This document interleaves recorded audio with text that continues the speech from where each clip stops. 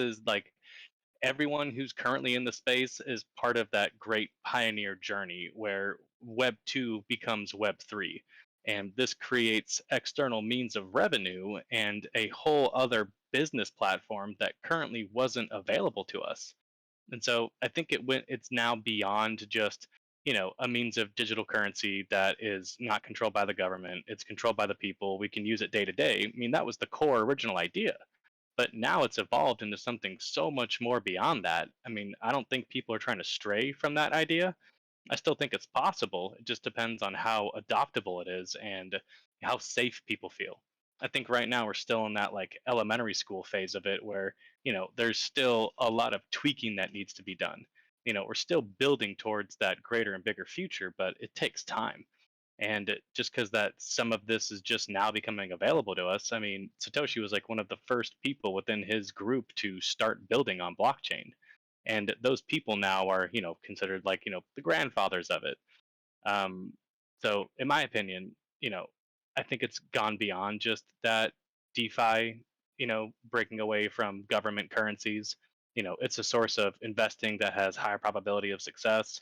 It's a means of building something where, it's an external revenue that is, beyond the means of control of the government. And I mean, even look at just what's involved with, I mean, obviously you have your chip projects, or, pump and dump, these whatever, but then you have projects like cardboard, you have projects like it's about a whole basketball guy. I don't know, They just bought a basketball team. yeah, they bought a basketball team. But you look at these people, Sorry, I'm opening up the new the monitor. yeah, brands are coming, Bears and Cats on Crack. Like, what was the energy drink? Attack Attack Tiger. Tiger. Yeah, Attack Tiger. I mean, like, if they're successful, then that's just gonna only show, you know, more of what you do just with an NFT project. I mean, look at Bay C and what they've done. It's to the point where they're throwing their own little cons and festival meetups, and you look at the Solana NYC. Solana bought a whole yacht for everybody to hang out on. Like, who would have thought that trading coins up to communities of people hanging out, showing off their pictures of theirs, and so I And think I don't think that was the original idea like yeah, Satoshi had, but here we are. yeah, but here we are, and like now, that's why I'm bullish on cardboard, because it's like not only are we looking to bring tools and do typical NFT stuff, but we're looking side going into Web 2, where we're reaching out to profit, getting people to do of just being looking at the picture in your so I think projects that are really trying to grasp the Web 2 aspect and bring it in free are projects you those are the ones that are gonna compare to DAOs, whatever the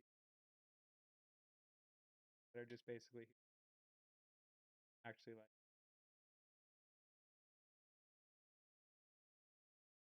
I think the fact that we just accept they're in the space as just part and parcel of the arena at the minute is a bad thing. I think if we want to legitimize the space and Web3, we need to actively pursue getting rid of those projects.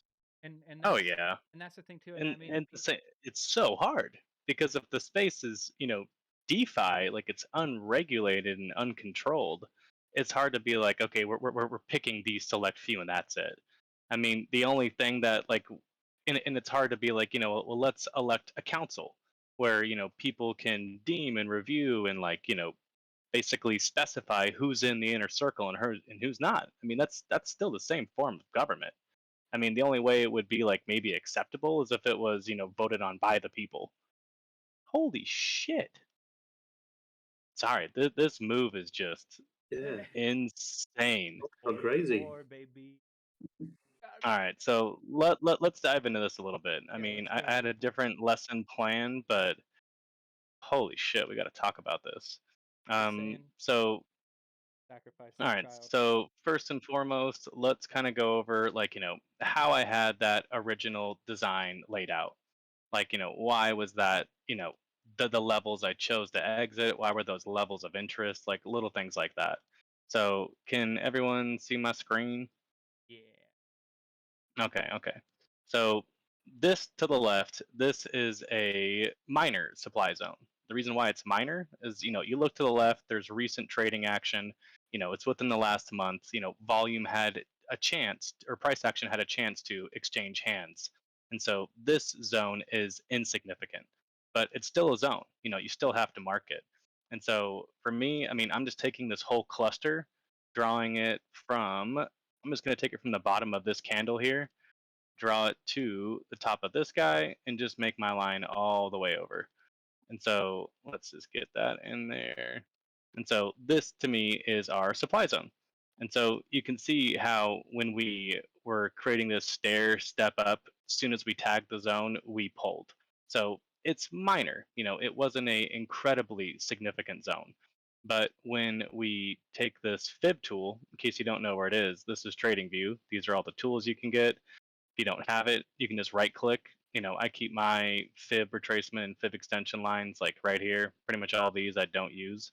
I almost only use the fib retracement tool exclusively. I used to use the extension, but what I'm looking for, I find the same thing if I just use the retracement tool. And so an easy way we can do it is I'm really looking all the way to the left here, but just to avoid, making it look like shit across my chart, I'm really going to draw it from over here, but I know where my area of interest is. And so I'm going to drag it, go all the way down to this move down here, and we're going to change some of these plots. And so right now we've got nothing on here. But if you want to see where the 0 point is, let me just move this. This would be like the 0 point because this is where we have that current move. And let's add some of these guys on here. So, I mean, the real key retracements are going to be 23.6, 38.2, 50, 61.8. It's gold because that's the golden ratio.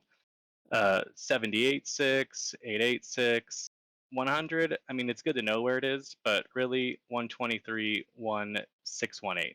I mean, feel free to take a screenshot of these, but I mean, I'll post a link for it so we can all view it and everything like that. And so when we're taking a look at this, this was the measurement from all the way down here. We're excluding this because this move already had its point. And so if you want to see how just the retracement tool worked on this move, we're going to start from here, go all the way down to the bottom of this 0 point down here. And it didn't really respect anything on the 4 hour. We blew past 61.8, couldn't hit 78.6. But you see how like price action is putting up a battle right here? Like bulls were trying to pivot above this, but they just couldn't. And you can see like when we tag, the 50% on the reverse side, we rejected and fell. So this is just showing you that like bots and algorithms do trade against this because their users and their owners know how to create measured moves off of this. But that's going to be besides the point. And so when I was looking at this, let's actually see if I can just pull up. Nope, I forgot I can only do one window at a time. And so for this guy, we're going to go back, go all the way down here, and that's where we're going to draw our line in the sand. And so when we rejected this 78.6, this is where I was having those ideas of, okay, you know, when when I swapped in here, my target was to see how we tested and reacted to the supply zone. I have to go back to a 4 hour to show you. But as soon as I had, this wick forming out of here, like this was the first candle, when we broke over this and we started to crank up here, like 32, like 50-ish is where I started to get my swap in because we broke the high over this candle. And if you guys remember some of the things I was saying, I like to do things in rules of three. And so, for reference, this is all put within the Klutch Trades channel. I mean, you can just go through the whole thread today and just see what the hell I'm talking about. And so, I saw that this move was happening, and I got in a little early just because I saw that there was volume. It tagged my demand zone, tagged my fib perfectly, and I'm like, you know what? I already know it's about to happen. Like, I'm gonna get in my order early, and if I'm wrong, I'm wrong. But this is my plan. And so, we like to see how these retracements test. We bounced off the 50 perfectly. And in case you want to see how I drew that, we'll put the trend line in there. So I drew from the height of this measured move to the bottom of this measured move. And so that's how we can see exactly where this retracement is. So from this 0 point to this 100% point, we fell 50%. That's what these fibs are referencing. These are going to be in percentages. So we fell 50% and we bounced.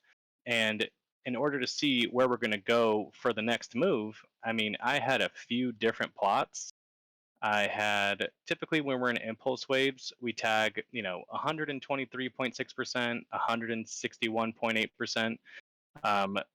2.618 is a good one, but 300 is an outlier. Like we hardly ever see these kinds of moves.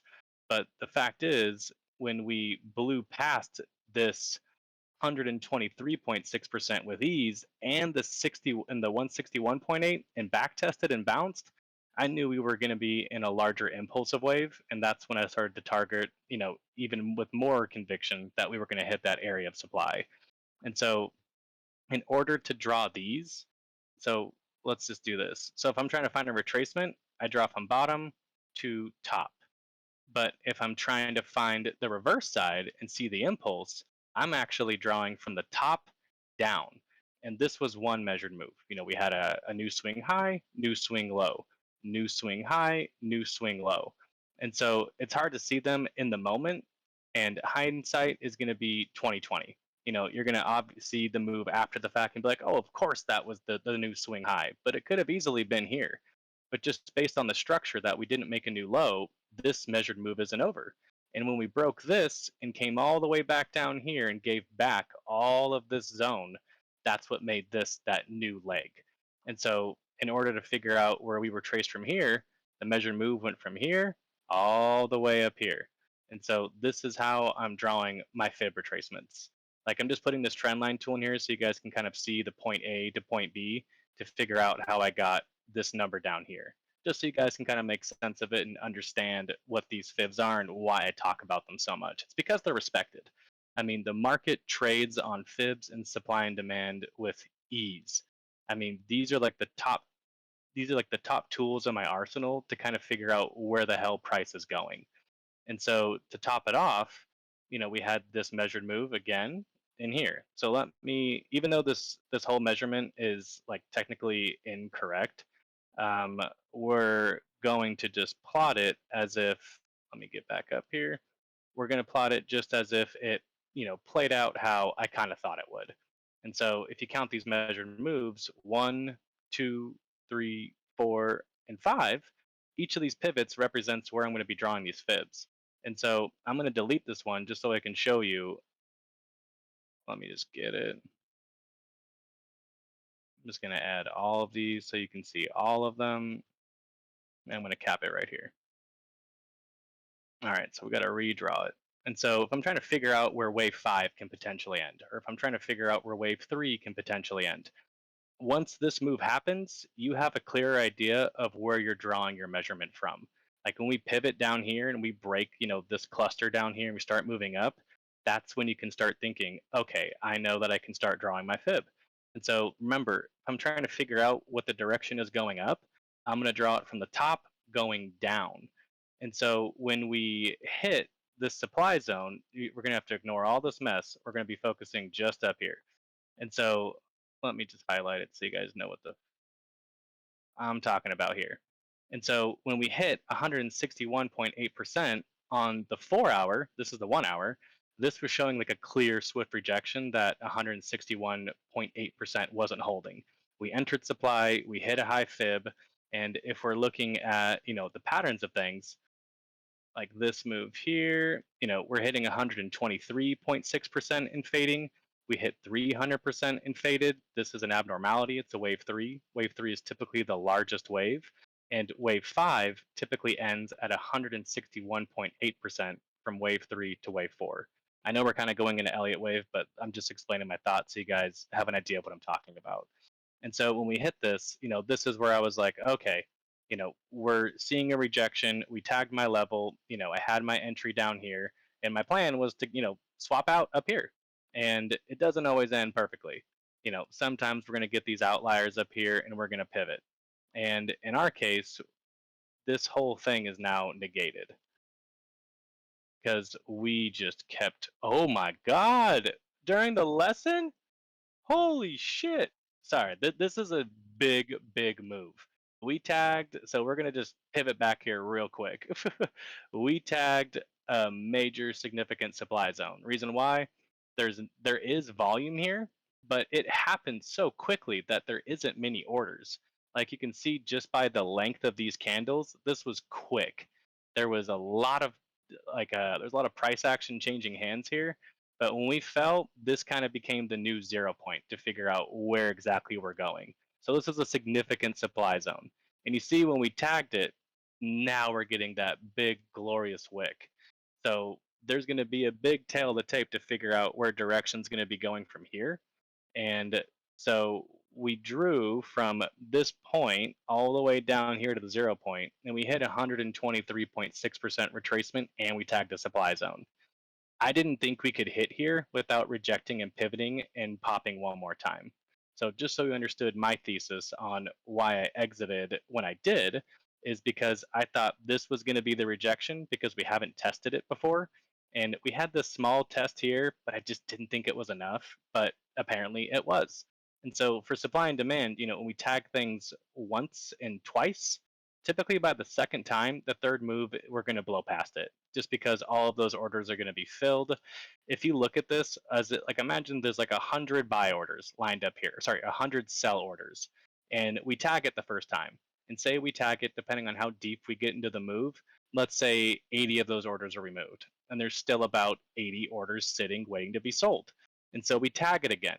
Now, let's say on the second tag, there's about 30 orders left out of the 100. This is one person trying to unload a large position and they're not adding, there's not a continuous supply adding to it unless other people are joining. But the original person who created this supply zone, believe it or not, it is a big bank in most ways, or a large whale that has billions in capital. That's how these moves are created. Very few instances where it's created by retail. We just don't possess that kind of capital. Like if you go to, where are we going? Huh. Do I not have it here? Give me a sec. Can you see my Brave browser, or is that a no? Firefox. Oh, well, it is fire. Just fine. It is fire. So, just to give you an idea, so I posted this in Clutch Trades. It should be pinned, but this is the top 100 richest Bitcoin addresses in the world, and the number one holder is holding roughly about what 100,000 million, about 5.6 billion, 252,000 Bitcoin. And so when you kind of look at it like that, this guy's only holding 1.3% of the supply. So it takes massive supply and massive moves to like manipulate the market like that. And believe it or not, for a while, I was almost just looking at maybe the top 20 like this to kind of figure out where moves were dictating. So you can see they're first in, they're last in, but you can see they're the first out, last out. But you can look at the orders here, and it's going to show their most recent orders. So the last two most recent orders, they bought 59 BTC, they bought 3,000 BTC, and you can click on the wallet and actually see like the history of all their data. And so on the 18th, which is today, this motherfucker at 1546 UTC unloaded like 3,000 Bitcoin in the open market. So it's kind of a good indication to figure out what the big money is doing. And the beautiful thing about crypto is everything's transparent. You're able to see everything in real time. So they can't really hide anything. And it'll tell you that this is a cold wallet, it's a cold wallet, it's a reserve wallet. So these are offline wallets, but because they're connected to the blockchain to buy and sell their orders, we're able to see them. And so when we're talking about manipulating supply, it's typically big money like that who's manipulating the move. And so now you can see we tagged our outlier target. My intermediate was this supply zone. My second was this one. So we blew past my first order. I kind of negated a move that I shouldn't have, but the fact of the matter is we blew right past it. And so I'm only measuring from this. Let's go back to the hourly. This is just again so you guys can know how I'm drawing these, how I'm coming up with these retracements. I'm just taking it from this measured move down to the bottom of this measured move.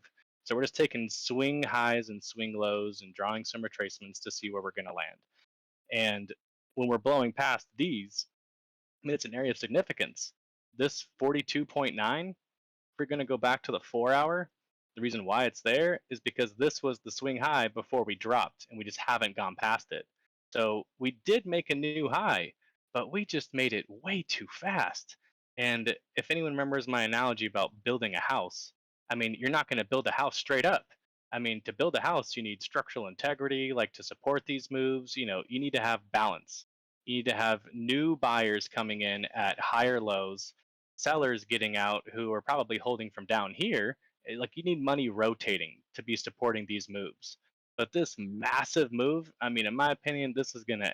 I don't think this is gonna end well, just because it popped so much so fast.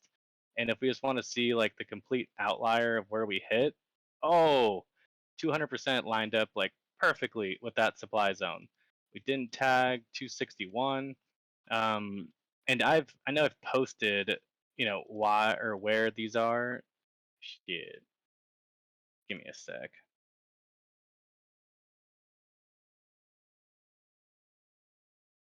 And so I'll post this again in chat. But for anyone who's curious about Elliott Wave and wants to learn, like this is kind of like the Elliott Wave Bible.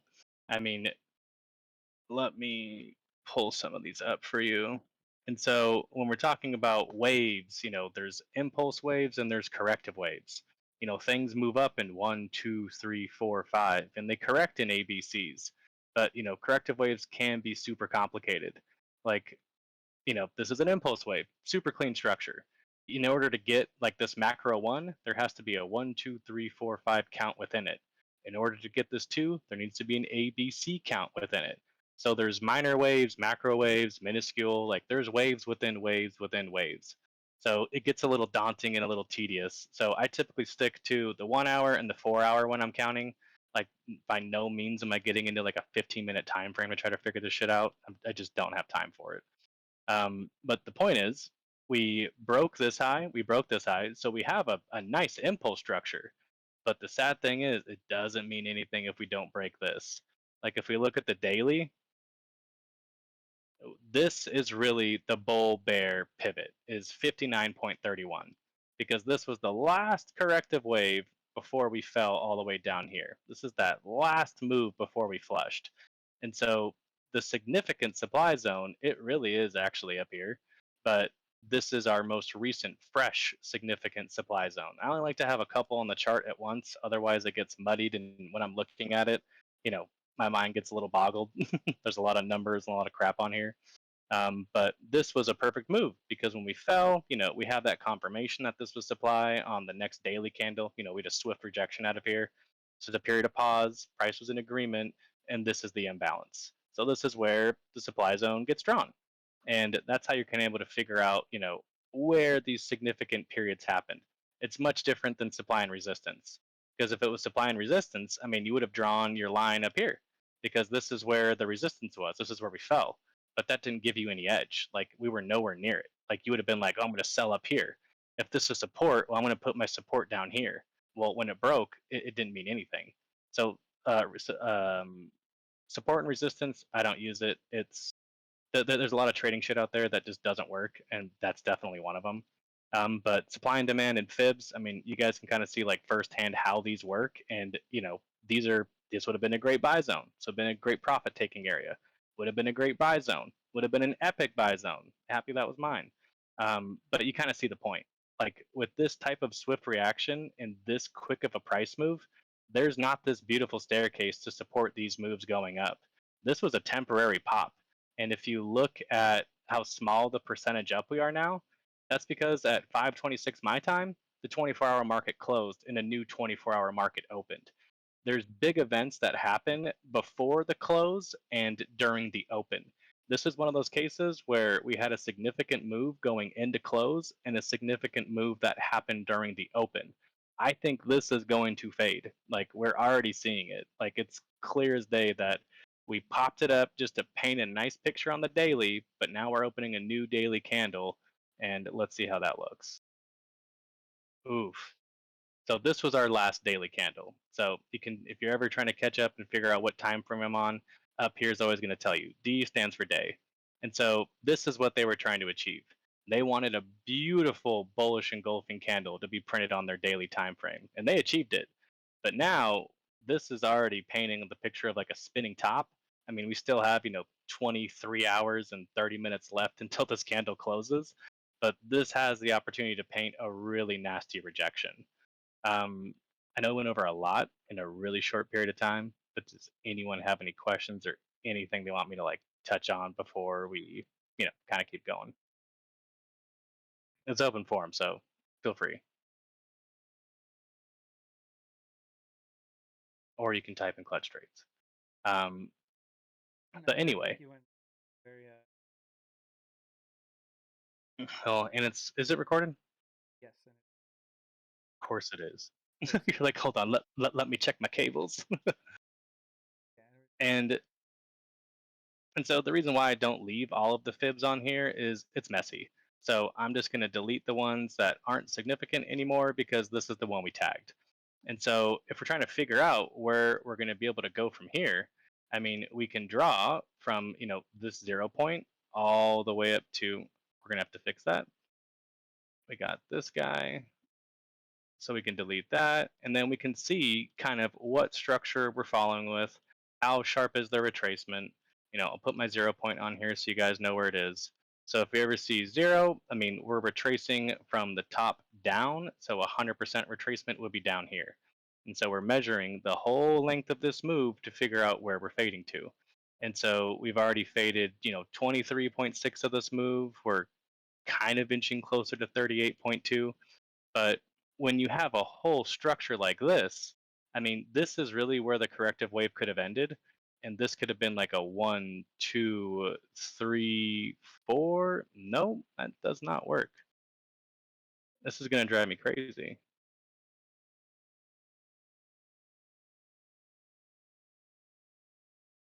Give me a sec. So if this is the 0 point, could have been a 1, 2, 3 W, X, Y for, actually, yeah, no, we do have a structure here. So if this is going to be 1, this would be 2, this would be 3, 4. This is a WXY correction. I'll paint you a picture in a second.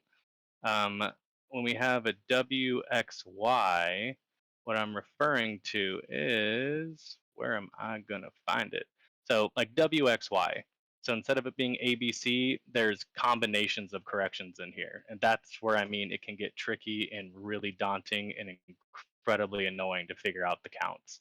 But if we want to figure out the fib relationship between X and Y, so X is going to be around 50, 61 to 76, or this is actually wrong. It's supposed to be 88.46. So that's kind of sad. But if you want to figure out that if this is X and this is Y, well, we're just going to draw our little fib here and figure out where we pivoted. And so it can get up to 78.6. So we would have had a W, we would have had our X, and we would have had our Y. Y was 88.6 of W. And so what we can do is, there we go, 0 point W, X, and Y. And that makes 4. So if you ever see like counts that have double like this and you see like a 4 there, this was the minor count and this was the major count. So in order to get this 4, I needed to see a WXY pattern. I'm going to remove this because it's going to drive me a little crazy. Uh, Even though my chart looks messy, it feels clean to me. All right. And in order to get this move complete, I mean, it could have finished here, and this could have been our 1, our 2, our 3, our 4, and our 5. And so this is still a corrective structure because now that it's completed, there could be several forms of how this can play out. Oh, we're not going to get into all of it. I don't want to. I don't want to drive you guys crazy. But the point is, we have our clear 1, 2, 3, 4, 5 pattern. And so this move should be done. And if we want to figure out, the full length of where this retracement should end because technically this count is over. We only have finding it. Don't worry, because if we're talking about structure, dear lord. So let's pretend this was our 1, 2, 3. We have our W, 4, 5. And so now we're looking to see where this like ABC correction can take place. So we're going to be measuring it from the bottom of the wave to the top of the wave to figure out where our retracements could be. And so what we're going to do is go all the way down here because this is where our move came and went to. Our corrective wave can land anywhere on these fibs, sadly. And so that's why I never give like price point predictions. I'm like, well, it just depends on what fibs we test. Like, I don't know until I see how we react to them. So we could fall to a number of these retracements, but typically we're probably going to be falling to like the 50 or the 61.8%. And what happens after that is going to give us a whole new picture on the count. And so I had my count wrong. I thought I would have got a deeper retracement here, and I thought I could have got in like a little, like with another shallow bounce before we tested this. But I was wrong and missed out on this giant green dildo. It happens. But I'm not going to FOMO into it because if I did, I probably would have been super scared because I probably would have panic bought. If we're looking at the hourly, someone asked me like, are you gonna FOMO in here? Like I think we were already closing this candle, and we were already like opened up here. So I would have had this move getting really excited, and now I'm getting scared because emotions involved. I didn't have a plan. So if you FOMO buy, just know you typically don't have a plan. Like you don't know what your reason for buying was other than you were excited, and now you don't have an exit strategy because you didn't make a plan. And so my plan was to exit into a supply. I just guessed the wrong one. It is what it is. But now we're going to see where we're going to retrace to, and from there, that's where I'm going to rotate back into from stable back to soul. And for those of you guys who weren't here, I mean, when I was talking about rotating, I didn't do my entire investment ledger. I mean, that stays the same. But this was like my swing wallet. Like this is my NFT soul money. And that's what I'm constantly swapping to create more capital so I could buy more JPEGs. I need more. But the I need more JPEGs. And so instead of flipping and trying to get more NFTs, I mean I could just be swapping Sol for USDC at the right moments and making more money. I mean on the last move we did, my last exit was right around here. And then when I re-entered, I was gonna buy here, but for some reason something told me not to, and I just held and I just kept adding liquidity to it little by little, but I wasn't swapping back. But when we started this move down, I'm like, oh please tag this demand zone. So once I saw this pivot and we didn't break this high, I kind of had a good idea that we were going to retrace back down to demand. And so I was waiting and planning, or sorry, I was waiting patiently for this move, just adding USD reserves. Just by the time I swapped, I could have swapped back in and, made a nice little profit. All right. So, I mean, we're 35 minutes in and we haven't gone over what I had planned. But we're about to start. But before we kind of kick off, does anyone have anything they want me to reiterate, touch on, any questions about any of this? Just ask. I'll give a hand clap. I think that was a good Oh, on the spot out there, but we watched it go pretty much six matter of like 10 minutes. dude, And then I've been on here for like almost 45 minutes, and I was well just like, the shit, I'm going to have to make a mini lesson on this, and I got yeah nothing planned. So I'm just shooting from the hip. yeah So if it wasn't well thought out or anything, I mean, just know that I literally just made this up as we were moving along. I just pulled this out of my ass. great wing, but I also want to congratulate how valuable they are. $150 worth a day my FTX, and I was like, what? Ready to get back into FTX trading. A little bit better than doing Ballsy. yeah, a little bit better than doing the and up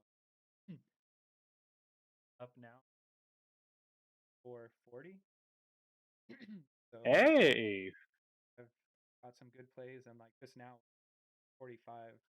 Like but when it hit 43, had a 40 sold, closed half of it, 45, and Okay, I like, see you. I was like, 42.95 is the high. yeah, and then I closed out the rest This is a 45 or nasty, nasty, nasty wick. Oh my god. But you see what I mean about price structure. Like shit cannot go straight up. Like there's going to be a point where supply exceeds demand. And who in the right mind that is, a well-rounded trader is going to be buying into a squeeze? When I got into crypto, I got in during the bull market and I wasn't as educated. Like this was like 2017. And I would buy into these squeezes all the time and I kept getting waxed. I'm just like, what is going wrong? Like, how can I, change my idea? And that's when I started, buying dips versus buying into strong moves. Because if you would have bought into the strong move, I mean, you bought right into a supply zone and now you're down. I mean, just from this move from the top all the way over down here, I mean, it's a 5% move. If you got like 20x leverage, it's like down like 25%? Or is it more? I forget how leverage works, well, but it's it's brutal. Oh, we're still going. Remember earlier? I'm like, hold on, like let me figure out where the whole length of the move is.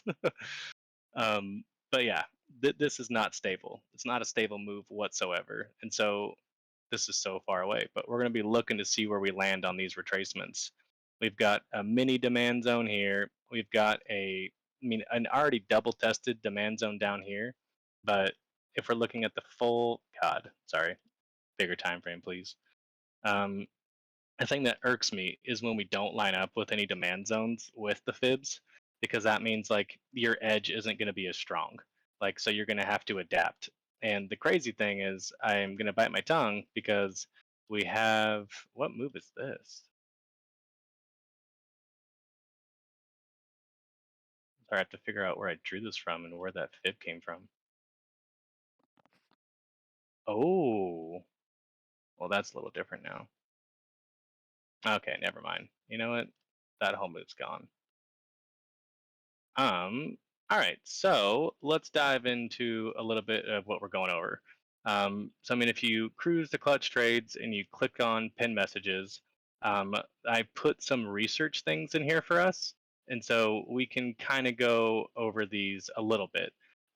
We kind of went over, the top 100 wallets, and so this is just a nice tool to know where the real big money is putting in their moves, because more often than not, where these guys are buying and selling are where supply and demand zones are created. Because big banks, like let's say JP Morgan has a Bitcoin account, it's on here. It's not going to be labeled JP Morgan, it's going to have just their wallet address. But these are wallets that are held by big banks, big firms, brokerages, hedge funds, like these are them. And so I always like to know what they're doing, where they're buying, where they're selling, because like we said, this is what's creating supply and demand zones. And so there's a little bit of a cheat code with it. So, I mean, if we were to go to BTC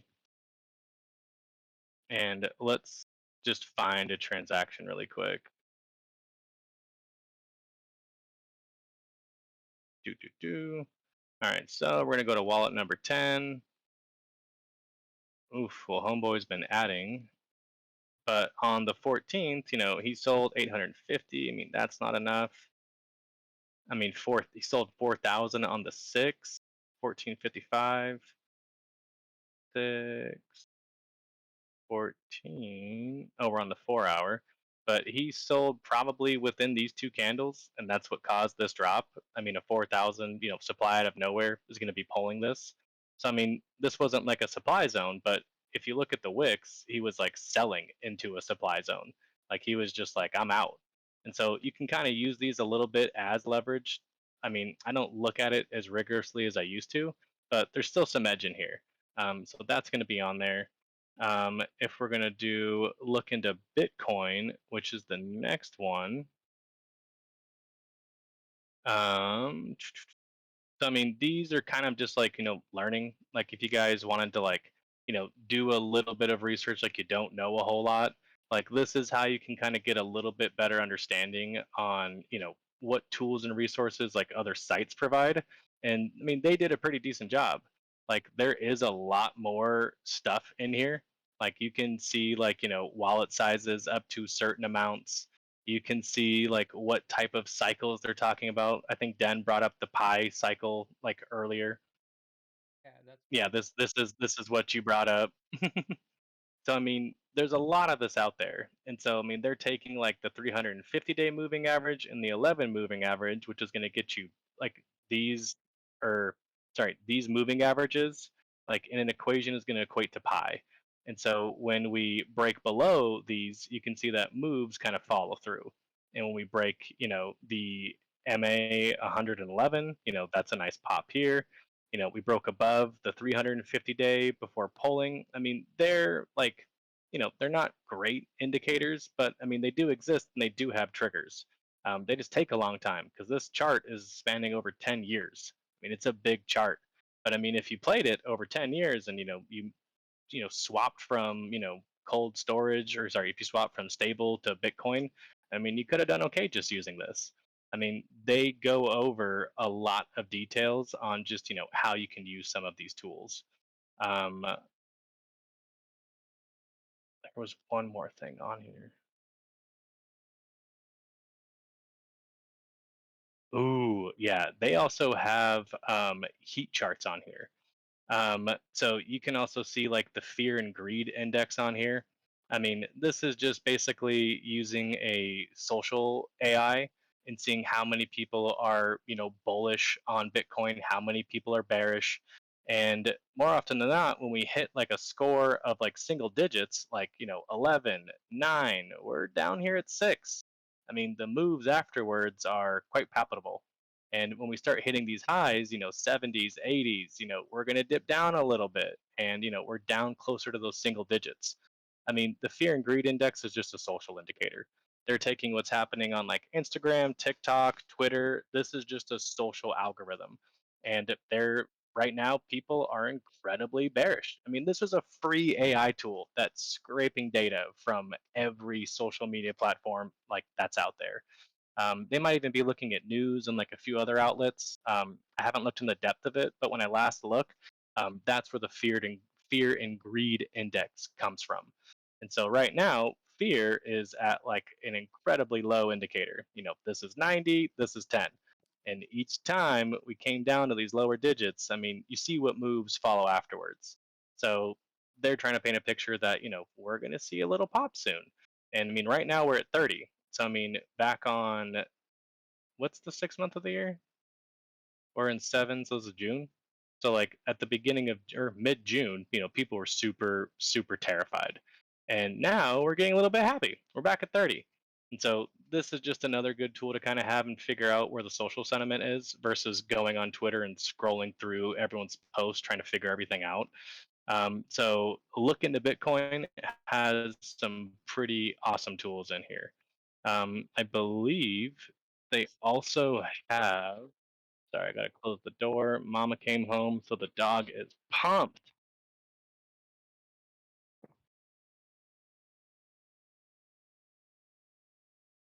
Okay. But yeah, I mean, these are pinned with inside Clutch Trade. So I mean, there's a bunch of free tools in here. I highly recommend you guys just check some of these sites out. So I mean, if you're into crypto investing. I mean, these are some great tools to kind of have in your arsenal and know what's out there.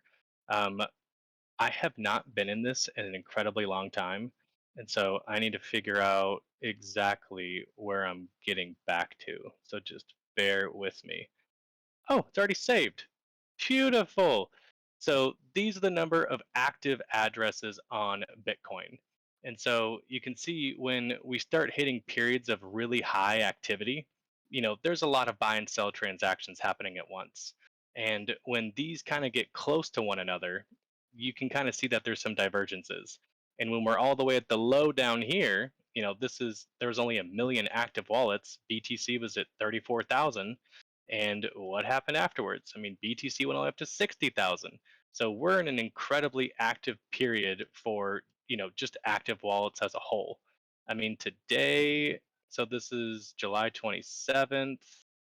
Price is around 20,000. There's around 878,000 wallets. So this is how you can gauge how active the market is.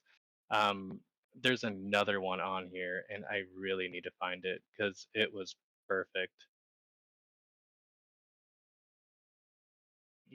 Was it distribution? And so, damn it, I knew it. So there are things on here where you can actually see supply and demand. Like you can see how, like, what's the active supply distribution within wallets. How many people are actively participating in creating supply for the market by placing sell orders? Um, you can sign up. I know that I remember I did it once upon a time, and I was like, this is just not like I don't feel like paying for this. But Glassnode is a huge edge in terms of tools. Like there's different tiers. Like this is a tier 3 platform. You can literally figure out where supply and demand zones are actively. And I think supply or T2 is just off limits. So we're not able to see what those are. So T1, we can see what the active wallets are doing, how many wallets are actually out there actively sending Bitcoin, how many wallets are actively receiving it. And so these are just, nice little tools where you can see actual just real-time data on where money is going and flowing to within the market. And so you can see like how many new addresses there are. And so at our peak, when the market was incredibly crazy in 2017, like that was our most active bull run to date. Can't even get the number right.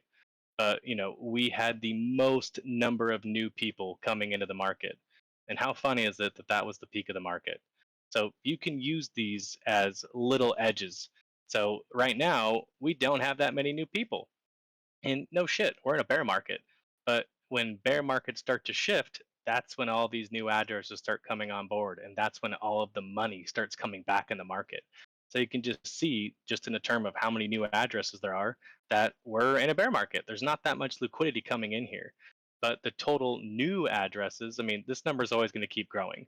But I just can't believe they actually intersected with price. So the total number of new addresses in Bitcoin actually was like an indicator that we had a bearish divergence with price and new addresses. So I'm gonna keep trying to see if no. So it looks like I will need to have a paid address to show you what I wanted to show you. And it was a liquidation tool. It was to see exactly how many people were over leveraged within the market. And it was a nasty indicator. I mean, you could see literally what big banks are seeing. You could see exactly how many people were over leveraged, what their leverage was, and how overexposed they were. So if you saw coming into a supply zone that there were, let's just say over like 100 million assets that were over leveraged and your firm was in a little bit of trouble, you could have just partnered with a big bank who had a large wallet and just started selling orders to push price down so that you could liquidate your customers and get your capture of investment on return because they're liquidating and they have to return their assets. So they needed to balance their books. I mean, there's dirty tricks that's available in Bitcoin, or not just Bitcoin, but crypto as a whole. Like these tools are for everybody to see. Like big banks, they have much, much more advanced tools and can take a much deeper look and have, their own analysis and figuring out how they could take advantage of us because crypto's open source. Like you can see everything. Um, let me touch on this one because this one's super quick and easy, and then we'll get to Mazari. But full transparency, Mazari is my favorite. That is just one of the best tools that you could have. Crypto Slate, I mean, it's our news source. If you don't want to use Twitter, you don't want to use social media, you kind of want just like an unbiased news source. Crypto Slate's a pretty damn good one because they're taking top news that's coming out and just relaying it back to the consumers. So you can sign up for like a newsletter, get in your email, you can follow their Twitter and just kind of get live updates as it's happening. Um, but fun fact, Glassnode, which is literally where we just were, shows that Binance Bitcoin holdings surpass Coinbase. So you can expect that Coin, which is the ticker symbol for Coinbase, is probably going to have a bearish earnings report again because they're losing money to their competition, Binance, who is much more financially viable and a lot more. Well, I just don't trust the people over at Coin. They're really suspect. Their business practices and everything. Like I got a buddy who works over there, and like it's like one of the worst places to work. So Crypto Slate, if you're just looking for news, you kind of want like a little insight on like what's happening and what's going on, and like what people are kind of reporting on it. CryptoSlate's a pretty good place to start. But Mazzari, this is my favorite. I used to have a pro pass for this, but when we're in a bear market, I mean, I'm not spending as much time on these. But if you wanted to, you could take a look and figure out what the top assets are and what our live date or our live market cap is. So this is telling you the Bitcoin dominance between all of these coins below. So right now, Bitcoin has a 427 billion market cap, Ethereum 190 billion. Solana, we're at 15 billion. We are a little itty bitty baby and compared to all of these big ones up here. So this is a good way to kind of track and see, what markets are somewhat shifting hands, seeing who the real live data market cap is for every large asset. And you could change it. If you want to see what it was for DeFi, well, Uniswap has dominance. So to go back to this, Bitcoin is the leader of all of these. But DeFi, it's slightly different. I mean, Uniswap is the leader here, but they're taking it just in terms of market cap. So you got to take it with a grain of salt. So there's a reason why it's a leader, and it's because it has 31% dominance in terms of market cap supply out of all of these other DeFi projects. You just want to look at smart contracts. Ethereum's the winner. So we're number 4, baby. We're creeping. I mean, I remember seeing this, and Solana was like placed 15th. So it is making strides, and it is getting closer to the top. We're This is a hard nut to crack. I mean, 190 billion market cap versus 15 billion, like we dwarf in comparison. Like the spread between these is 60%. Ethereum has 60% dominance in terms of smart contracts.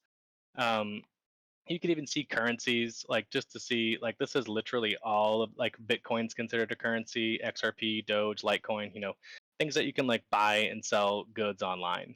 And stable coins. So if you're trying to figure out like what's a reliable stable coin, well, we're not using fucking digibytes. We're not using any of these down here.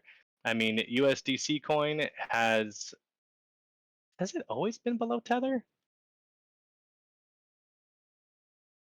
I'll go back to that in a sec. But you can see, come back to me. So you can see like who the dominant person is in each of these spaces. It's a pretty resourceful site. Like everything is neatly compact in here. So if you wanted to so this is just ROI, but I mean, you could change this to any number of screeners that you want. You can actually see let me see if I can pull it up on here. Let me scroll. I don't want to be on this one. Ugh, how do I get this one? You know what I'm trying to do. I'm trying to scroll this left panel, but it's being a twat.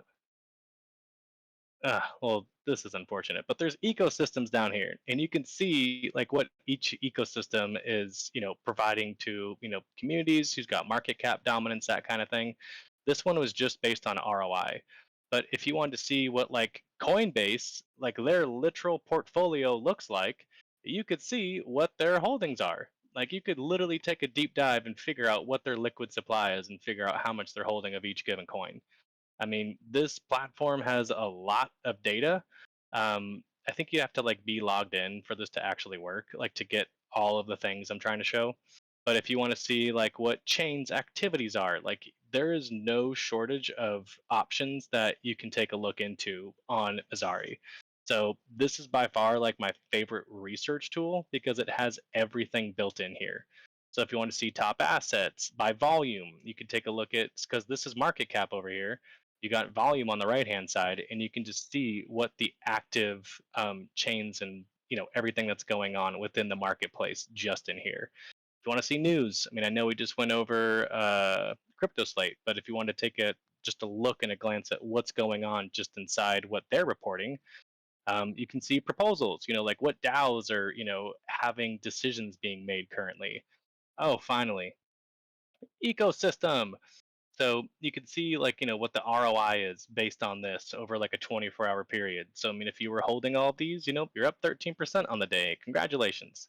But Polkadot has its own ecosystem. These are what's going to be underneath it. You can take a look at what Cosmos has built on it. Like this is all of the chains that are built on Cosmos.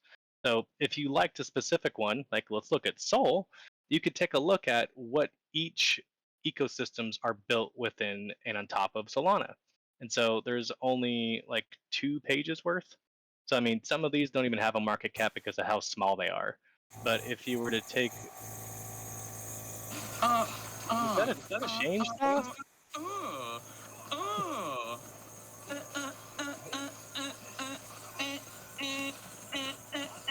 Aye, Okay, did that mute for aye. everybody?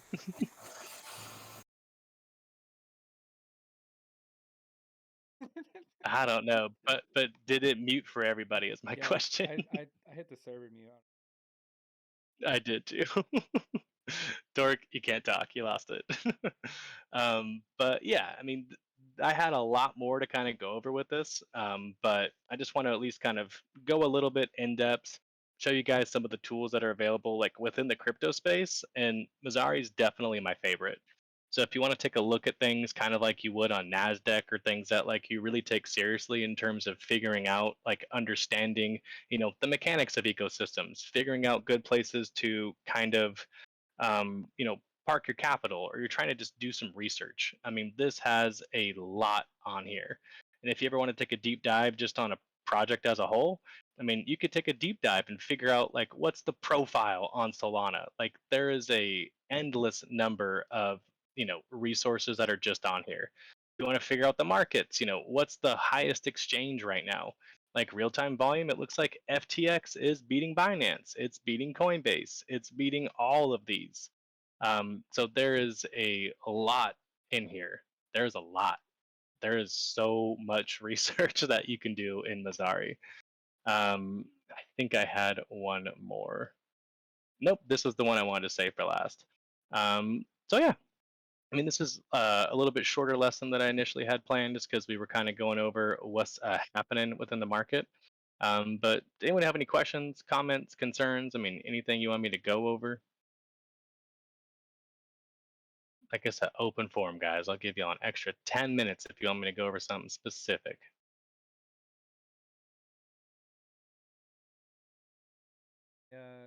Thing, I guess. So you think here because we had such an impulse up that they basically just wanted to print a higher high for the daily just to get Oh, that yeah.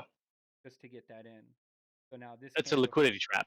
yeah. So now this candle here, God. it looks like people are FOMOing in a little bit, thinking, "Oh shit, Sol's going up here," but most likely they're gonna get dumped on. Oh, they are getting dumped on. 100%. So then our next like pivot Our point would next move is a correction. And we're looking to these retracements here to figure out exactly where we're going to land. I mean, this was like an hourly one. It's a little insignificant now. But I mean, if you look here, I mean, there's technically, it's not as pretty because I really don't like making S&D zones on the daily. But you could have a zone here at 61.8%.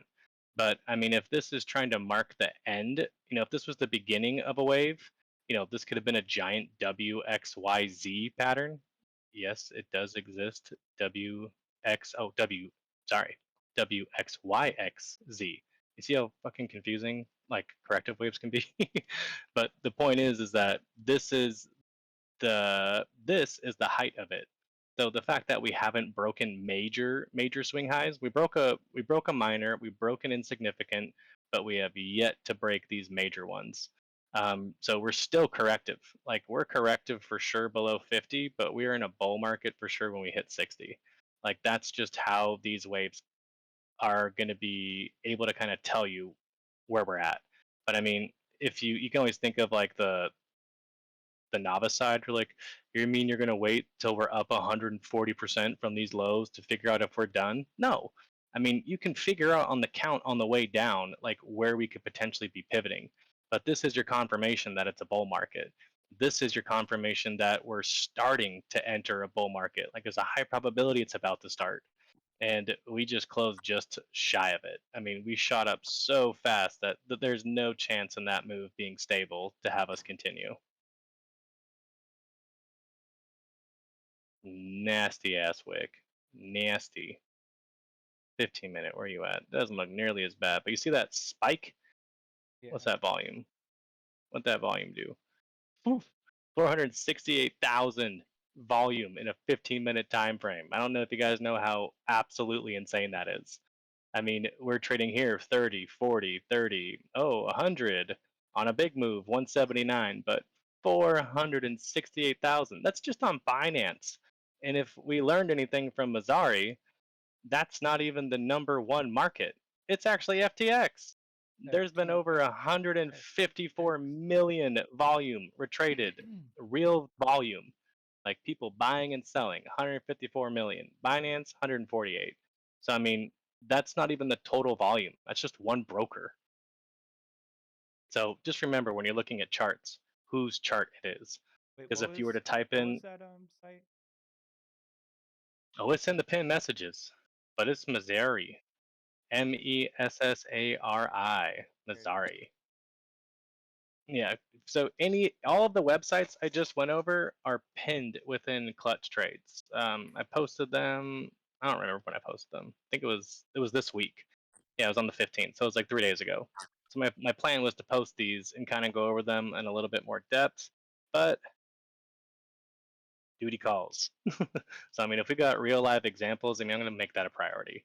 That's just so you guys have a little bit more insight and can kind of figure out, what I'm looking at and how I'm looking at it.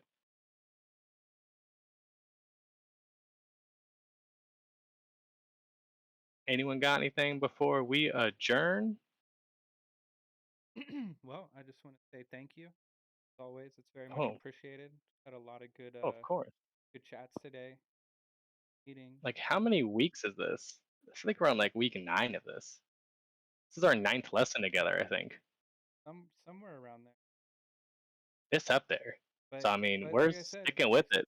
if anybody is following along and trying to apply these concepts, what he's teaching here is stuff. Like I said, after watching this, jumping in these chats or Little spaces, YOLOs. the little YOLOs, what I'm saying, I've been able to make decent plays. I mean, usually my trades on FTX are I see the potential money I could have had and I never close out, and then my plan is like, well, as long as it doesn't go under like where I bought it from, and then if it goes under, then I'm like, well, let's just wait and see what happens, and then it hits the stops, and all right, I just need to learn to take profit when it's there, and can always get back in a better position. I'm sure even not panicking, you see like, okay, like I sold right here, but I'm not worried because Oh I yeah. I know that it's going I to mean, come for those down. of you who didn't follow, I exited my swing. I'm going to make it perfect. And if you're ever trying to get exact coordinates on like price levels, just know that you can literally click on it, hit settings, and you can change the style, what color you want, if you want to put text on there, or if you want to just dial in like exact price points. And so on this move, this is why I'm not like sweating it. Like I'm fine giving up like a little bit of profit. Klutch, I've got So yeah, what's going on, baby? yeah, I'm not too bad, thanks. Two questions for you. You showed the whale wallets for Bitcoin. Is the one for Sol? I haven't researched it. Okay. Let's see if we can, because this is just, so this is Bit. I can't even pronounce the name of this. It's the top 100 richest wallets for Bitcoin, but I'm sure. So no. So it's Bitcoin, Litecoin, Doge. There is no Solana, but Okay. this is also just for, there might be a different version of this. How is there no soul? This website has no soul. But I Rug. think if we went into here, there might be a way to find it within Mazari. Research, because when I saw something here. I know I saw something. I'll do a little digging and see if we can find it on Mazari, because there should be a way to track all of the wallets in Sol and get a different look. I mean, the only reason why I put an emphasis on Bitcoin was just because it's the mother goose. I mean, if we Mm. learned anything from this data here, It has a 427 billion market cap, and that's where the majority of money's parked. ETH, there's like a 40% difference between the two. So I'm going to put more weight in Bitcoin just because that's where the majority of money's parked. And typically, whatever Bitcoin does, all of these other little ducklings are going to follow. But Sol, because it has such a smaller, it's not a micro cap, it's not a small cap, but I mean, it's like a mid cap. It's not blue. Like these would be considered blue. Like if we're talking like, Nasdaq, S&P Type 100 market caps, these would be the blues, and then these would just be, large caps. So it's a large cap, but it kind of does its own thing. Like if you were to look at, the 4 hour on Sol and look at the 4 hour on Bitcoin, I mean, Sol has a lot more strength. Like she's got legs and she's trying to go. But if you look at Bitcoin, it's kind of like, girl, is you okay? Like you're doing a worm. Like if you were to do the worm like on a dance floor, this is what it would look like. So I mean, there is lower lows, higher highs, but it's just not nearly as sexy and not as strong as Soul. So on the Bitcoin there, so what's the normal duration for the lowest price to the highest price in the bull? What are we talking? Months, years? What's it That been? though, we're gonna make this real small. But if I wanted to figure that out, I could go to this tool down here. I think it's like 1, 2, 3, 4, 5 from the top, and you can do date range. And so if we wanted to figure out what the highest high was of Bitcoin and figure out where the current lowest low is, I mean, we're talking 220 days. But if you want to figure out the length of the bull cycle, I mean, we're going all the way back to like 2018.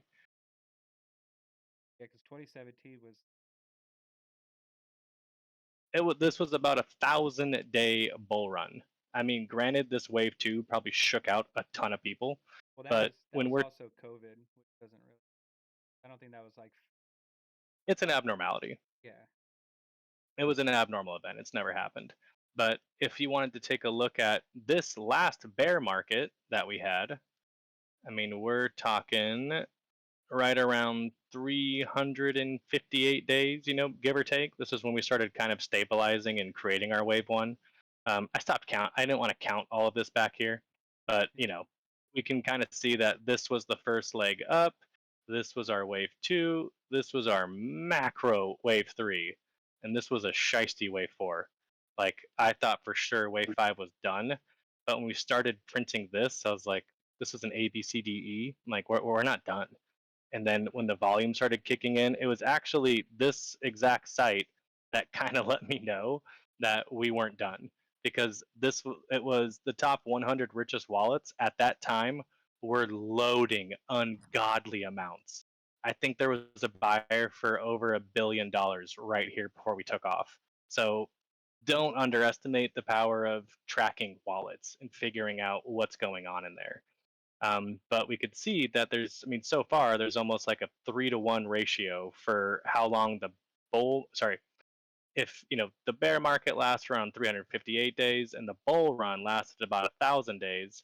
And where are we currently? Think we're at the 17th. So we're about 248 days in, from the peak of the bull market to where we currently are in the bear market. And so we don't really have enough data yet because there wasn't enough active users to really figure out what's going on. I mean, Coinbase just started in 2015. Like I kind of have to scrap this data and just go off of the last major bull run, the last major bear market, and compare it to where we are currently. I mean, granted, this looks insane. Like everyone was shitting their pants about Bitcoin hitting 20,000, and I mean, look at it now. Like completely night and day difference in a totally different structure. Like this is a monster. And so I got into crypto like right around here. Actually, I started in like 2017. So I got in during a nice bull run, but I didn't have rules then yet. I think I got out like around here. Like I took a pretty decent haircut from the top. I probably got liquidated here for all I know. So basically, for Sol, it's going to be much less because we don't got the data as well. Yeah, I mean, if we take a look at Soul, I mean, it hasn't been around for that long. Like it's a relatively new ecosystem. And so you have to look at Sol differently. It's a smart chain. So it's a totally different market than DeFi. It's a different market than, currencies. It's its own thing. But one thing that would be interesting that you kind of brought up is seeing, how these chains coincide and to figure out exactly how long their runs are lasting. Because this does have a similar look, but when you look at Bitcoin, there was just way more whipsawing, and with Sol, there was a there was whipsawing, but for some reason, just looking at the two, this just looks stronger.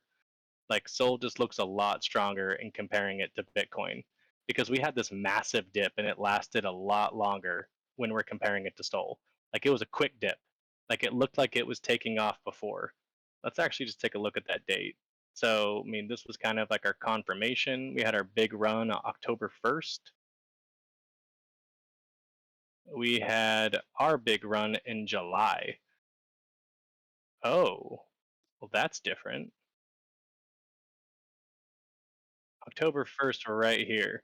So, I mean, Bitcoin actually was leading this if we're comparing the two, and Sol was a little bit delayed. Eh, yeah, because like this was a much weaker pop when we're comparing it to Bitcoin's pop. Like if we were to look at, July 20th when we broke out of this wedge, Sol, or July 20th, where'd it go? There's no way. Is this the same chart? Sorry, I'm trying to line all of this up because this is, yeah, wow. When you look at the dates and compare everything, I mean, Seoul actually looks phenomenally stronger. Like if this is July 20th, I mean, we really launched out of here. Yeah, So that's what. Seoul's relative strength is, I mean, great point, Yoser. Like Seoul's relative strength to Bitcoin is a much different animal. Like That's I want to look at this. that's what Like I've if been. this was our range and this was our first peak, that was a 700% run. And if we compare it to here, that was about an 80% run. Oh my god. Wow. I never looked at it like that. Compared the timing and like the measured moves like that. That was a There's good some. point, man. I think that's what I was talking about. I don't know if that was earlier today that um Solana led the way last like bull. It did. And that's just proof in the pudding. Like that's a 10x move. That's a Yeah, 100x move actually. Like that is a completely different animal. And so if you look at the bull run on Sol, it was a lot cleaner than Bitcoin's. So it definitely did lead the way. And the correction was a lot more stable and a lot stronger when we're comparing it to Bitcoin's. I mean, this was a crazy whipsaw, but Sol had a relatively stable looking chart in comparison to the grand scheme of it. Is it less whales? This to me looks a lot more controlled. Like if we're just comparing this chart, I mean, there's agreement, there's some imbalance, but overall, this is a much smoother looking chart. There's a lot more strength, there's a lot more signs of demand, and when we're comparing it to Bitcoin, I mean, we're seeing instability. Like this was just a lot of chop, and then when we have these wide ranges, I mean, it's because it has a much smaller supply, so it's much more susceptible to having wild swings. Like it, for example, on this day, like when we broke out, it was 15,000 volume. But when we're looking at some of these richest wallets, I mean, some of these guys are having 3,000 transaction days. Like this guy had 7,000 transactions, back and forth, buys and sells within a 24-hour time period. So I mean, these guys are really making up the majority of the liquidity being traded in Bitcoin. And so it's a lot more susceptible to having these wild moves because big money runs the market. Retail is just trying to play along. I'm going to delete those. But that was a Okay, great point, man. I mean, it thanks was for nice to kind of see those lined up and see the giant comparison. So yeah, I mean, based on your question, I think Sol's going to definitely, be a leader when it comes time to figuring out when this bull market's about to kick off. I mean, in my opinion, like, we do have potential for it to be over, but I still think there's potential to land around this 88.6% macro retracement. We tagged 78 and we've respected it. We are painting like a picture of higher highs, but my defining line of this being over is a break of 32,000. I mean, this would be a start at 23,000, and we came so close. Like, if we look at the hourly, like, we were so close to tagging it, so close yet so far away. I mean, who knows? Like, this could be painting a picture of this run being about to kick off. But I do like to take into account and figure out what's going on with U.S. equity markets. Like, this is a corrective wave, and it could be coming to an end soon.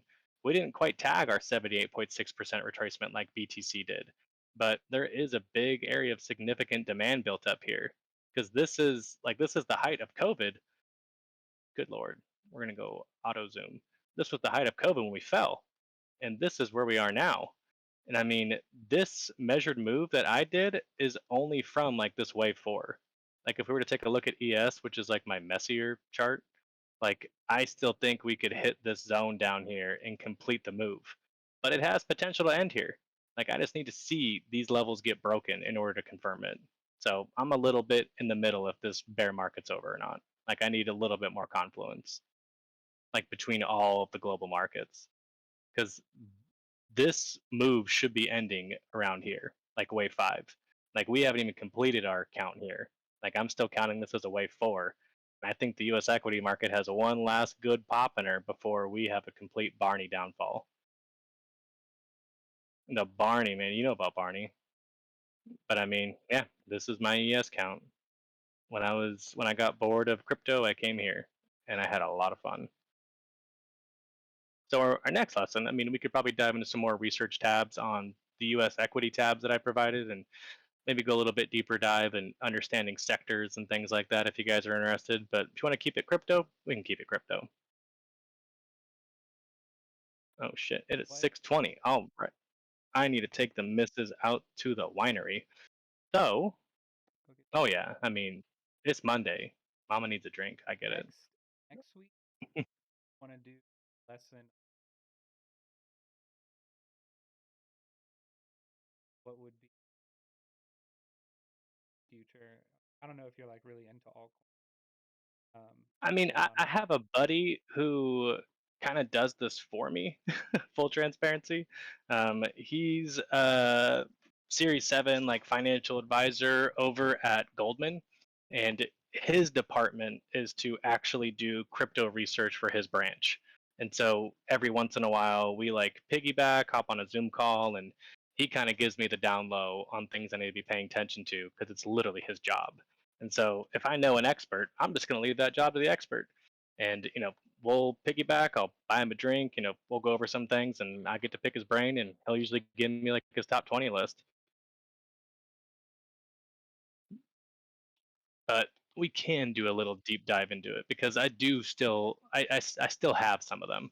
I mean, his big pick, like his monster pick, I'll show you them really quick. Ada was one of them. I mean, this boy had it. I think he was at like 9 cents is when he told me about it. Like I remember because I remember measuring this and I'm like, you've got to be kidding me. There was about a 3,000% run. He cashed out like right around here and he bought a house. yeah, I mean, I'd probably do That this. was another one. I think he had it around like 12. It was around 12. People still clown 80. About That shit, 2,000% run. I think he cashed out here. I told him to wait. Like this dip scared the shit out of him, and I'm like, bro, just wait. There's one more pop left, and he got it at the top. Another one he really liked was Ave. I mean, this one oh he yeah, kept raving about. that shit. A lot of people were real bullish. Friend was like, He had it like it was like back here. Like he was loading in 2020, like during COVID. Like he was my like in my uh, chat that I used to run, he was my crypto guy. Like I hired him as a moderator, and he was given live alerts back in 2020 on all of these. Like, ugh, it was so cool to see the testimonies. Like this dude literally changed people's lives, and you'll love his screen name. His screen name is El Chapo, but he's an animal. Like he had, and like that was his thing. Like he would just load up, find ways to stake these, and just keep compounding his income. And because he's a a Series 7 guy, he's an investor. Like he's trading now, but he was more so just a very heavily altcoin investor. And yeah, dude's worth millions now. Yeah, see, that's what I'm trying to find altcoin because I mean, I Sol's think he great and all, invested but like 50K, and I think he came out like close to like 10 million. yeah, it's fucking wild. Because like, Yeah, I know a friend that he got into LIQ, got that shit for like around a cent. I think he put in like 10K on it or like something like that, and he made out with like I don't know, a dumb amount. Like I put in 1K, and I mean I came out on a good amount. I was just like, damn, like I really want to like the make the one of these trick coins. is figuring out how to pay taxes on it. So he hasn't fully cashed out. Like there's a lot just sitting in a cold storage wallet. Oh yeah, definitely. Like you got to be careful about that because like if you just cash out, you know, millions out of Coinbase or something, like you're gonna draw some red flags and everything you did is gonna be investigated. So he's like, I'm trying to pull out like 9K a month, and I'll be doing this for like the rest of my life. Yeah, that's pretty much how it goes. And I'm just my goal is to get some,